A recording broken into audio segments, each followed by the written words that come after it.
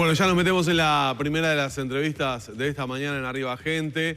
Vamos a estar hablando sobre la función pública porque el Servicio Civil ha conformado un grupo de trabajo para promover buenas prácticas de gestión en el Estado y además, entre otras cosas que tiene como cometido este grupo, se estará elaborando una guía justamente para el ingreso a la función pública. De estos y de otros temas vamos a hablar ahora con el director del Servicio Civil, Conrado Ramos, que muy amablemente nos acompaña esta mañana. Conrado, buenos días. Buenos días, un placer. Bienvenido. Bueno, podríamos decir que cuando uno empieza a hablar de reforma del Estado como gran título, gran paraguas, es la tumba de los crack, o por lo menos parece aquello de la película de Hollywood, Misión Imposible. Es así.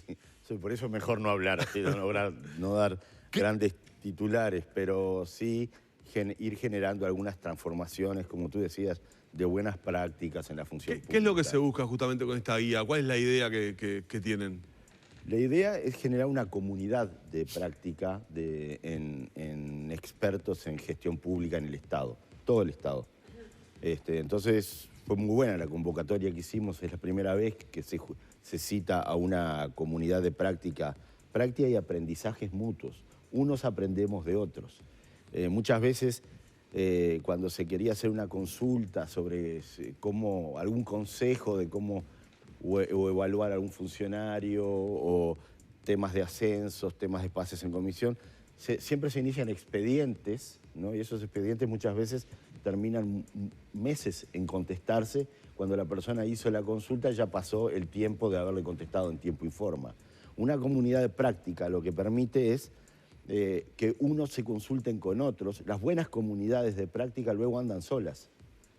Se forman subgrupos en la comunidad de práctica. De repente las empresas públicas empiezan a organizarse y se cuentan cómo están haciendo las evaluaciones de los funcionarios. Teletrabajo, prácticas de teletrabajo. Y así sucesivamente. Nosotros tenemos la idea de poder medir niveles de madurez en buenas prácticas de gestión pública. Si se hacen ascensos, cómo se ingresa a la función pública, cómo se evalúa a los funcionarios. Entonces, buenas prácticas e ir midiendo para compararse uno con otros, pero no compararse porque se le va más dinero a uno u otro, sino simplemente unos aprender de otros. El gobierno lo que hace es da lineamientos generales de hacia dónde se podría ir y luego los distintos organismos van incorporando esos lineamientos y cada uno le va haciendo las adaptaciones que considere conveniente. O sea que creo que es una cosa muy buena. Vinieron desde la UDELAR, o sea, organismos que tienen mucha autonomía, los convocamos voluntariamente y casi todos respondieron. ¿Cuándo va a estar pronto esto? Ya está pronto. Ajá. El tema es que ya lo lanzamos, lo que estamos ahora es empezando a hacer talleres, distintos talleres. Estamos trabajando fuerte en la evaluación de desempeño, que eso sí que es la tumba de los cracks. Ahí va. Y esto de buscar consensos es la clave para que algunas de estas prácticas se vayan incorporando, porque, como decía Danilo, por ejemplo, el gobierno anterior, el Frente Amplio en sus años, habló tanto del estatuto del funcionario público, de la reforma del Estado. La madre de todas las reformas. Claro, que no pudo terminar de concretarse. Yo creo que sí es una buena cosa tener una comunidad de práctica. Cuando los distintos organismos se empiezan a comunicar, digamos, un ministerio con otro. Un gerente de recursos humanos le hace consulta a otro ministerio. La oficina de servicio civil tiene un rol más proactivo hacia los organismos y entonces, por lo tanto, hace talleres sobre cómo evaluar un funcionario. Ustedes saben que hoy en día la evaluación de un funcionario es muy distinta en un lugar o en otro y la calidad de esa evaluación deja mucho que desear. No hay... Para tener buenas evaluaciones hay mucho temor, porque yo te puedo evaluar con nota muy baja y eso te perjudica o te puedo quitar de repente el salario variable. Si tu evaluación está atada a que llegues a determinadas metas y no llegas a esas metas, se te puede sacar ese salario. Por lo tanto, la mayoría de las evaluaciones, y esto tenemos muchas evidencias y la población lo sabe esto también porque hay muchos funcionarios públicos con sus familiares y cuentan cómo se evalúa. Son evaluaciones con raras excepciones, muy por lo general que no tienen efectos concretos. Es decir, o se evalúa a todos con la nota máxima o no hay suficientes garantías de que esas evaluaciones sean hechas con mucha objetividad, que el funcionario entienda la evaluación, entienda los indicadores con los que está siendo evaluado, haya participado en la construcción de esos indicadores. Y por lo tanto los temas estos, y que esté atado a resultados también. ¿Cuáles resultados dependen de la tarea del funcionario y no dependen de sus jerarcas, por ejemplo? Es todo un tema a discutir. Claro. O sea, ¿cuánto bato el resultado de mi organismo con lo que yo puedo aportar a ese resultado? Yo puedo ser un muy buen funcionario, pero la planificación de ese gerente de área fue malísima y voy atado a su fracaso. Exactamente. Entonces, por lo tanto, lo mejor es evaluar a todos con la nota máxima, y más si vas atado a algún componente salarial. Evaluar es mi capacidad de liderazgo, mi capacidad de contribución al equipo, lo que se llaman las competencias blandas. Evaluar por competencias es muy difícil, porque para eso hay que definir competencias. ¿Cuáles son las competencias que nosotros aquí en esta mesa necesitamos para realizar bien nuestra función? Para eso hay que trabajar mucho. Pero en definitiva, cada organismo va a tener que planificar cómo hacerlo, porque digo, no hay una unanimidad en todos los sectores. Esa es la clave. Nosotros vamos a dar talleres. Esos talleres van a consistir en cómo se definen competencias, cómo se trabaja en gestión por resultados y cómo se cruzan los resultados. Las evaluaciones al principio van a ser colectivas, equipos de trabajo que apunten a conseguir un resultado, pero para eso hay que tener una buena planificación estratégica. Y en segundo lugar, vamos a empezar a definir las competencias en cada lugar de trabajo y de los distintos funcionarios. Así como hay que remar mucho para poder avanzar bien en eso. Quizás vamos a demorar, primero son talleres, luego mucha capacitación. Sin capacitación esto no funciona. Nosotros empezamos en la propia oficina de Servicio Civil con los talleres, ahora los terminamos, una primera ronda de talleres para identificar todos los equipos, cuánto aporta cada equipo a los proyectos de la dirección, y luego empezar con las técnicas de evaluación, hasta autoevaluación. Hay que aprender cómo se hace una autoevaluación, no es cualquier tipo de autoevaluación. ¿Cómo evalúo a mi jerarca? La gente tiene mucho temor en evaluar al jerarca, más cuando hay mucho salario que depende de que el jerarca te pague o no una mayor responsabilidad discrecionalmente, o que te asigne una función jerárquica, que no la concursás pero te la da el jerarca. Entonces, ¿cómo vas a evaluar mal a un jerarca y te crucificás vos mismo? Es martillarte los dedos. Entonces, es trabajar al mismo tiempo en ir concursando a los cargos jerárquicos, no entregarlos discrecionalmente, tal como hemos puesto en la ley de presupuesto, e ir también trabajando sobre la gestión de las remuneraciones y las compensaciones, quitar un poco el margen de discrecionalidad. Ahí hay grandes diferencias, ¿no? Ahí hay muy grandes diferencias entre un organismo y otro. Un funcionario, por hacer lo mismo que hace en otro lugar donde hay más compensaciones, puede cobrar la mitad que lo que está cobrando el otro funcionario por hacer lo mismo. Es más, no sabemos bien qué es lo que hace cada funcionario en su lugar, porque yo presenté los datos en el Parlamento, casi el 70% de los funcionarios no tiene bien definido su puesto de trabajo, sus competencias y qué es lo que tiene que hacer. ¿70% de todos los funcionarios públicos? En la administración central. En la administración podríamos central, decir que la administración descentralizada ocurre algo similar. En ACE, INAU, y en empresas públicas es muy variable, depende del nivel de madurez de la gestión humana en cada empresa pública. Ahora, muy variable. Conrado, uno justamente lo que ve desde afuera es esa inequidad en un montón de aspectos. Y esa inequidad o esas dificultades a veces trascienden a la opinión pública de diferentes maneras. La pregunta es, ¿cuánto puede llevar equilibrar, lograr un mínimo de que más o menos todos sepan la función que se realiza, de qué forma es fiscalizada? Cuando, por ejemplo, voy a dar un ejemplo que puede parecer traído de los pelos, pero para mí es muy claro del tema de la función pública y a veces los errores que se pueden llegar a cometer. Voy a poner un ejemplo de cómo nos llegó a los ciudadanos. Hace muy pocos días atrás, el ministro de Transporte, Luis Alberto Heber, tuvo que salir a hacer una aclaración sobre un comunicado de la cartera que no reflejaba lo que realmente se quería decir, es decir, que era diametralmente opuesto. Y llegó a decir públicamente, no fue autorizado por mí, no pasó por mis manos, no estaba en conocimiento del comunicado. ¿Sabe lo que pensé yo inmediatamente? ¿Quién habrá hecho ese comunicado? Claro. O sea, ¿cómo voy a hacer un comunicado mencionando al ministerio en algo muy delicado en donde el ministro no está al tanto. Entonces, pongo este caso puntual Sí, como diciendo, podría haber muchos. me pregunté después, me imagino que el ministro llegó a su despacho, lo primero que hizo a sus inmediatos, decir, díganme quién hizo el comunicado y quiero hablar con esa persona a ver por qué se le ocurrió escribir esto. Es un supuesto y obviamente no estoy hablando de ese funcionario en particular. A lo que voy es a eso. ¿Cuánto puede llevar el equilibrar cuando además tenemos como cierta sospecha todos de que todavía en muchas instituciones públicas tenemos funcionarios puestos por otro gobierno que de repente no estarían muy de acuerdo con llevársela a este gobierno para hacer esta suerte de reformulación de las maneras en que se evalúan los funcionarios? ¿Se entiende a lo que Sí, voy? perfecto, perfecto. Y apuntaste a problemas gigantes que tiene este país y se arrastran desde hace mucho tiempo, ¿no? Justamente el tema de la desconfianza cuando llega un gobierno, que no sé con qué burocracia me encuentro, si es una burocracia que entró por concurso, claro, o es una burocracia que me quedó heredada porque entraron sin concurso y luego se regularizaron y no van ahí. Eso le pasa a cada gobierno A que ver, entra, ¿no? obviamente, son amigos, son enemigos. O sea, es aquello de pongo a mi gente de confianza, pero de ahí para abajo, ¿qué pasa? Y además es un círculo vicioso. Claro. Como no confío en la burocracia que heredo, traigo los míos. Luego los míos vuelven a quedar cuando me voy. Y por lo tanto, luego el que viene atrás mío tampoco va a confiar en la burocracia que hereda. Y así estamos en una noria de la que no salimos y eso dificulta mucho profesionalizar la gestión pública.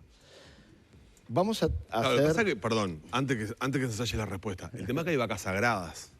Sí, claro. En el Estado hay vacas sagradas, intocables, donde es muy difícil meterse, ¿no? O sea, o si Bueno, y te también vas a meter, sabes que vas a tener lío y que vas a salir con varias curitas Es puestas verdad. en la cara. También hay gente profesional que lo que quiere hacer es desarrollarse y trabajar Exacto. por el bien del país y se suma al buen trabajo del color que sea. Está muy bien lo que decís. Hay de porque todo. uno lo que tiene que hacer es... Sí, pero cuando es que estamos hablando sobre las cosas que están mal. No hay que trabajar sobre lo que está bien, en definitiva. Sí, no, está claro. Hay que atacar las cosas que están mal, pero pensando que la gente, en definitiva, lo que quiere es desarrollarse profesionalmente. El problema es cuando los funcionarios se terminan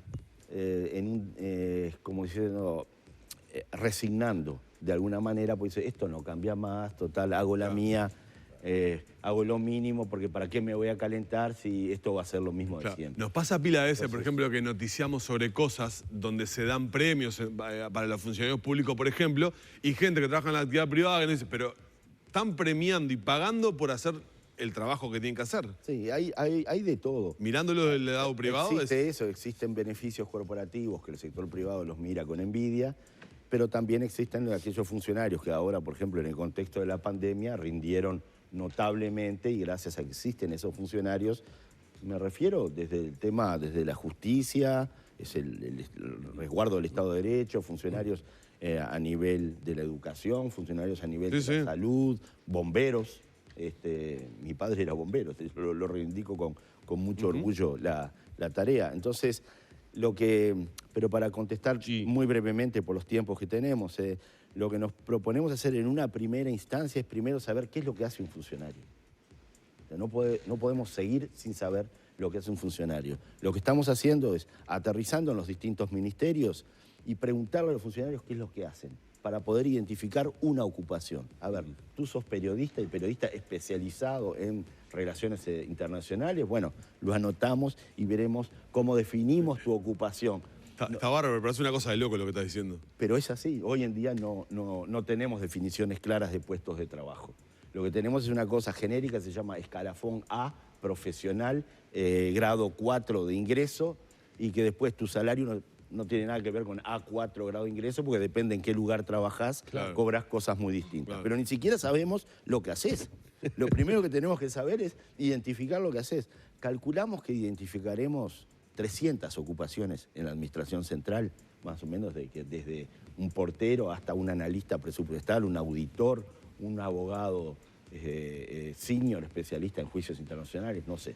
Estamos definiendo, tratando de averiguar qué es lo que hace la gente y cómo. Eso es toda una metodología, estamos trabajando con unos ingleses que tienen mucha experiencia en el tema, habiendo trabajado en más de 60 países y bueno, tratando de ir con el INEFOP nos ha cedido un software donde nosotros metemos todas las respuestas de nuestros entrevistadores, luego las miramos las respuestas, cada uno va aprendiendo y mejorando la capacidad de hacer entrevistas a funcionarios, no es fácil, para luego sí definir qué ocupaciones.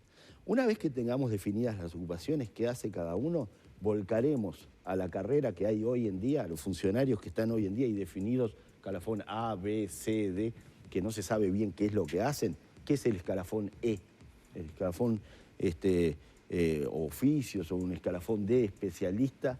No se sabe muy bien si es porque tenés un título determinado o porque tu jerarca dijo tú te especializaste en tal cosa, entonces perteneces a tal tipo de escalafón. Ahora lo que vamos a hacer es, tú lo que haces está definido. Y una vez que volcamos a los funcionarios hacia la nueva carrera con ese escalafón, entonces tú tendrás una ocupación y harás carrera dentro de tu ocupación, te irás promoviendo. Para eso volcaremos a la Escuela de Administración Pública a dar cursos, a capacitar y trabajando mucho con los organismos, pues no nos vamos a dar abasto de capacitar en 300 ocupaciones distintas. Luego veremos, lo vamos a volcar al funcionario sin tocar el tema dinero, en principio. O sea, con todas tus compensaciones, toda la irracionalidad salarial que hoy existe. Luego, estamos trabajando sobre cuánto debería valer cada ocupación, porque las ocupaciones hay que valorarlas una con respecto a la otra, con una serie de factores, complejidad de la tarea, responsabilidad, escasez en el mercado, etc. Y hay que decir qué vale más, un auditor, un analista profesional, un abogado X, entonces tenerlas valoradas.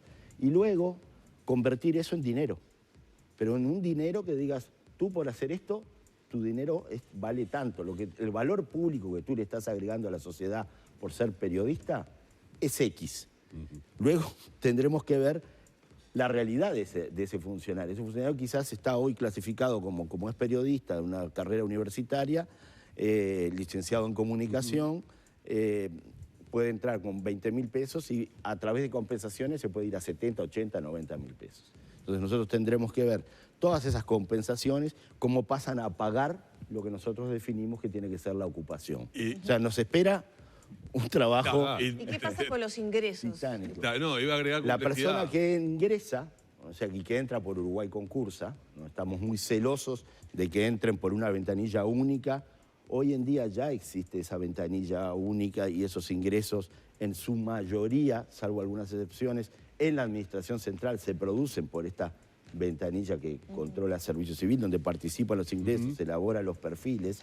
Lo que vamos a hacer es, estamos exigiendo que en la administración descentralizada también publiquen en esa ventanilla y vamos a intervenir en los perfiles, no sea cosa que digas es zurdo, hincha Peñarol, juega de frontón, bueno, es Conrado. Claro, que vaya a medida. Y entonces ir a los perfiles de manera de mejorar la calidad y la meritocracia del ingreso a la función pública y en la administración central, que es donde estamos trabajando ahora, no podemos resolver todo al mismo tiempo. Porque la administración, las empresas públicas tienen otros salarios muy distintos a la administración, pero por lo menos ponemos orden dentro de la administración central, cosa que no es fácil. Si uno mira la DGI, está muy despegado los salarios. Entonces, hay que ver, claro. Entra la DGI en esta transformación, uno mira casinos, y ni siquiera se entrega el presupuesto como el resto de la administración central. Claro. Pertenece, pero entrega como un organismo del 221, como si fuera un ente autónomo. Claro. Es decir, hay situaciones muy complejas que tenemos que ir... ¿Cuántos tipos de contratos hay en la función pública? Muchísimos. Existen contratos que hacen que tú no revistas la categoría de funcionario público. Por eso nosotros le hemos llamado el Estado paralelo. Claro, por eso que recién ahora estamos empezando a tener un dimensionamiento de cuántos son. Hasta ahora no se llevaban registros actualizados de cuántos son efectivamente esas personas. Porque se puede contratar, es decir, uno tiene préstamos internacionales, del BID, de la CAF, Banco Mundial, etc. Y los administro a través de distintos organismos. Pueden ser desde fundaciones de la Universidad de la República hasta el PNUD, etc. Entonces, esos funcionarios entran a trabajar muchas veces cumpliendo tareas permanentes de funcionario público, pero por afuera. Un caso muy típico es ambiente.